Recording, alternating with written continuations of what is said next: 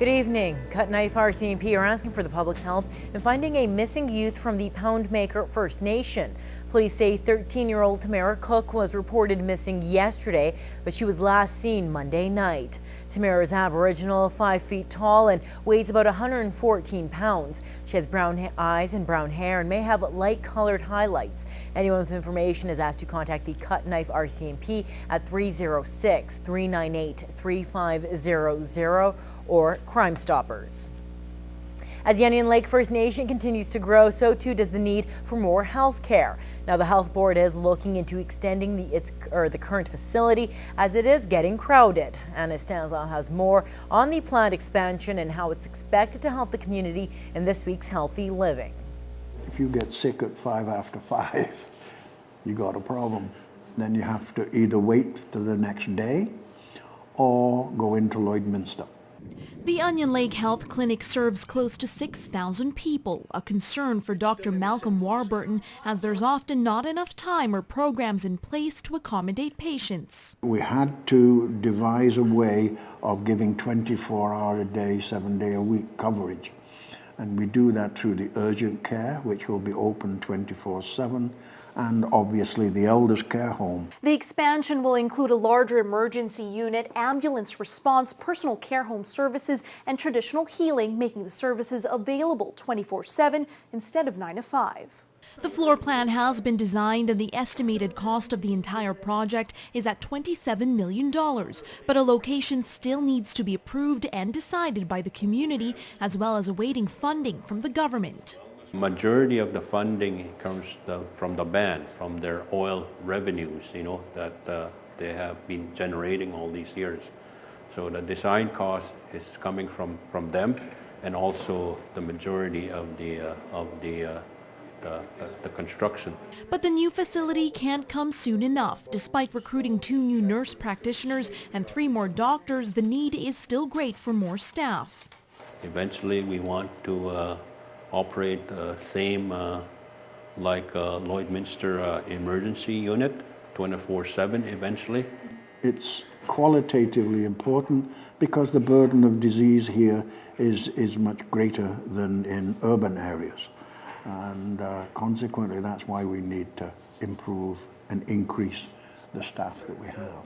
There's still a lot of work to be done, but both say the facilities are needed to help relieve the pressure at the Lloyd Hospital. We hope to generate a community awareness and a community spirit so that we can develop some pride in the nation. The Extended Health Center is scheduled for 2016. Anna Stanislaw, Newcap News. Well, just in time for Mother's Day weekend, the Lloydminster Multiple Sclerosis Society is launching its annual Carnation Campaign. As part of the longest-running fundraiser of the year, the Carnation is the Society's symbolic flower of hope. Barb Patiesic has a story. One MS volunteer, now she's contributing to the campaign. It's all hands on deck at the Dr. Hemstock Assisted Living Residence as the day's first batch of carnations are delivered. This is only the second year the facility has sold carnations for the cause, but if last year's numbers are any indication, they'll need another restock before the day is done. The staff buy a lot, and then the people that live here, I knew they'd do good because, everybody likes flowers. For 65-year-old Carolyn Senyuk, the flower drive means a lot to her.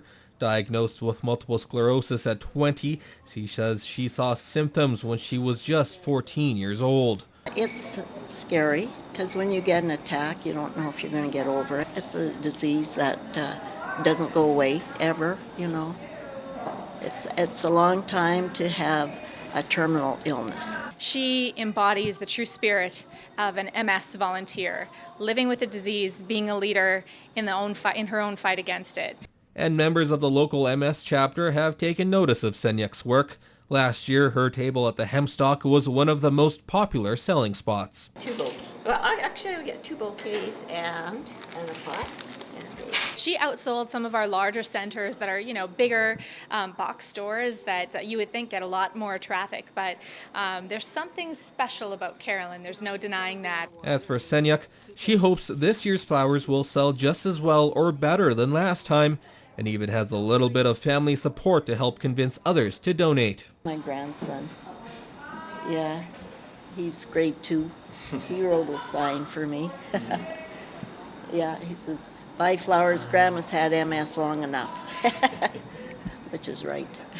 Flowers are being sold until Friday night at 5 different locations around the city, including the Service Sports Centre, Superstore, and both the Synergy and Service credit unions downtown. All money raised goes towards MS programs in the city. Bart Pediasic, Newcap News.